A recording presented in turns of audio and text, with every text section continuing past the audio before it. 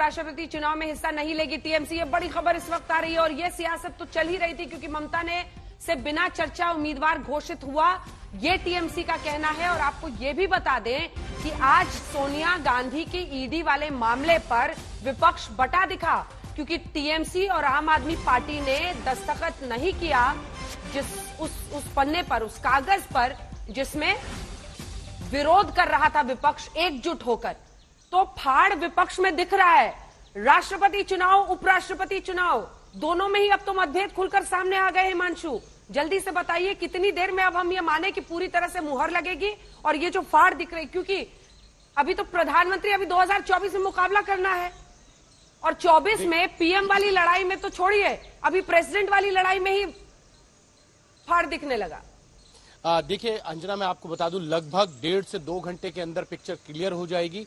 2 round की counting पूरी हो चुकी है। सबसे पहले 748 सांसदों के वोटों की जो है वोट की वैल्यू काउंट की गई थी, जिसमें 5,73,000 वोटों की वैल्यू थी, जिसमें से 3,78,000 वोट वैल्यू जो है वो द्रौपदी मुर्मू के पक्ष में गए थे। 1,45,000 वोट वैल्यू जो है वो गई थी यशवंत सिन्हा के पक्ष में। उसके बाद सेकेंड राउंड में 10 स्टेट्स की वोट वैल्यू हुई।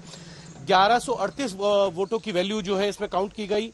उनकी वोट वैल्यू जो है 1,49,575। ये सब तो हम बता ही रहे हैं हिमांशु, ये सब तो हम बता ही रहे हैं। दोनों तरफ हमने आज तक पर आंकड़े लिख दिए हैं। हमें तो ये बताइए कि कितने ऐसे हैं जो फिसल गए इधर से उधर।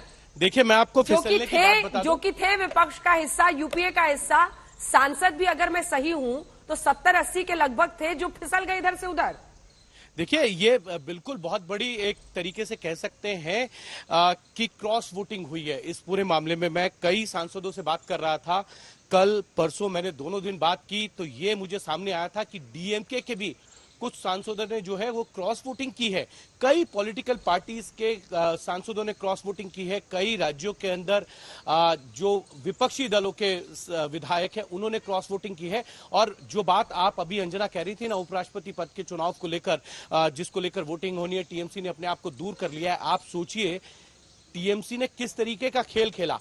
यशवंत सिन्हा टीएमसी पार्टी से आए थे, उनके ही उम्मीदवार के तौर पर जो है उनको अनाउंस किया गया था। कांग्रेस ने उसका समर्थन किया और जब द्रौपदी मुर्मू का नाम घोषणा हुई थी तो ममता बनर्जी ने क्या कहा था, हमसे पहले डिस्कस कर लिया होता भारतीय जनता पार्टी या एनडीए के नेताओं ने, तो हम द्रौपदी मुर्मू का समर्थन कर देते। तो आप सोचिए कि अपने ही उम्मीदवार के खिलाफ अगर इस तरीके का बयान देंगे तो किस तरीके के नतीजे वेस्ट बंगाल में देखने को मिलेंगे। कहीं ये तो नहीं है कि टीएमसी के कुछ विधायकों और सांसदों ने भी जो है वो द्रौपदी मुर्मू के पक्ष में वोट कर दिया, क्योंकि वहां पे भी ट्राइबल बेल्ट बहुत बड़ी है। हाँ। अब उपराष्ट्रपति के चुनाव में टीएमसी को भी लगता है कि हार और जीत का अंतर कोई देखने वाला नहीं है। बीजेपी अकेले दम पर अपनी जो है वो जीत दर्ज करा सकती है। उपराष्ट्रपति में 391 वोट चाहिए उपराष्ट्रपति के अंदर लोकसभा और राज्यसभा के सांसदों को देखा जाए तो उस अंकगणित के हिसाब से देखें तो मैजिक नंबर से 3 वोट ज्यादा जो है भारतीय जनता पार्टी के पास है। हिमांशु, मैं लौट रही हूं आपके पास।